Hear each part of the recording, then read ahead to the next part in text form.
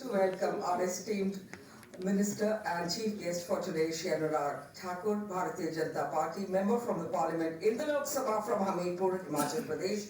He is the current Minister of Sports, Youth Affairs and Minister of Information and Broadcasting, one of the most promising ministers in the Modi government.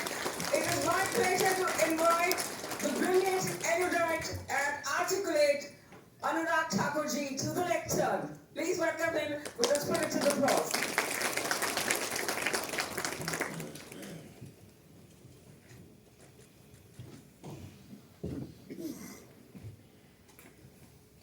Brigadier Shri R S. Chikara जी,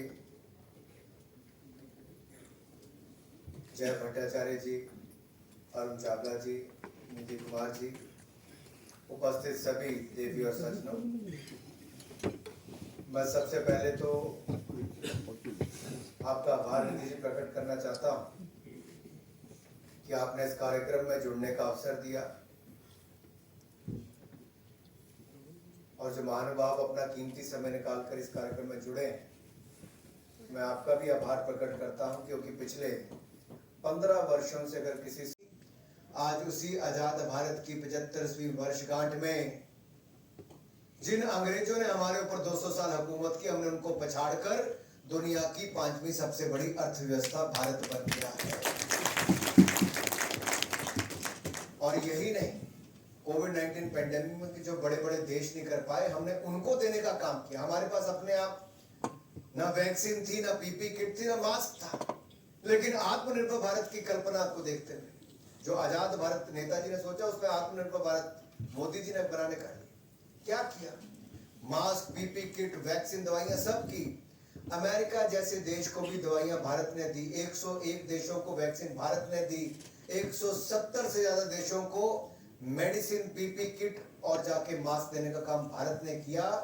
और आज पूरी दुनिया में भारत को उस दृष्टि से देखा जाता है कि अगर यूक्रेन रशिया में युद्ध भी चलता है तो मोदी जी जब कहते हैं युद्ध का समय नहीं, तो क्वाड से लेकर G20 तक मोदी जी की सराहना की जाती है कि किसी नेता में दम है तो भारत के नेता में दम है। और ये उसी देश में जिसको नेताजी सुभाष चंद्र बोस ने आजाद करवाने का काम किया, आपके वोट से नरेंद्र मोदी जैसा नेता को हमें नेतृत्व मिला, आज हम देश को आगे बढ़ा पा रहे हैं। तो इसलिए मैं कहता हूं मित्रों, नेताजी के विचारों को लेकर हमें युवाओं तक तो जाना ही है, लेकिन ये एस्पिरेशनल इंडिया, न्यू इंडिया क्या कर रहा है, क्या अचीवमेंट्स है। जिस अर्थव्यवस्था को खत्म करने की बात करते थे, मैं उस समय फाइनेंस मिनिस्ट्री में था। आत्मनिर्भर पैकेज जब हम लोगों ने बनाया, तब इस दिशा में हम लोगों ने काम किया था कि अर्थव्यवस्था को भी बचाना है। अरुण जी तो जानते हैं, निधि जी भी जानती हैं, वो सारे कदम आज काम कर रहे हैं। हम हथियार आज दुनिया से नहीं ले रहे, 400 से ज्यादा आइटम्स हिंदुस्तान में बनाकर, जो दुनिया का सबसे बड़ा आयात करने वाला देश था, आज 20,000 करोड़ का निर्यात, एक्सपोर्ट हमने पिछले साल कर दिया है। ये कैसे बदलाव हुआ? ये सब आपके कारण ही हुआ, क्योंकि आपने सरकार ऐसी चुनी, तब जाके हो पाया। आज हमारे पासपोर्ट की वैल्यू दुनिया भर में क्यों बढ़ी? क्योंकि आपने आशा करता हूं कि 15 अगस्त 2022 को जब प्रधानमंत्री मोदी जी ने लाल किले की प्राचीर से कहा कि आज के युवा को देश के लिए जीना है, बड़े योगदान करना है, राष्ट्र निर्माण में जुटना है, और पंच प्रण की बात उन्होंने वहां पर की। बहुत आसान है, पांचों याद रखने।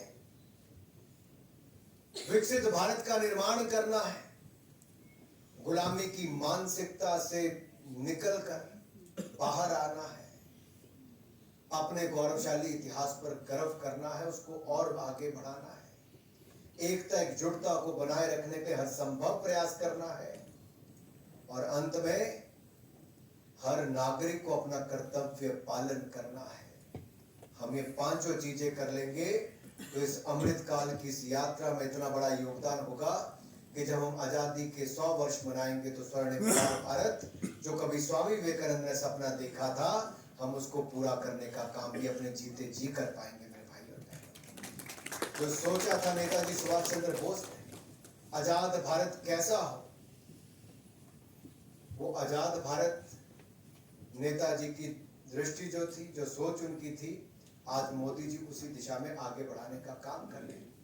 नहीं तो दुनिया के तो किसी भी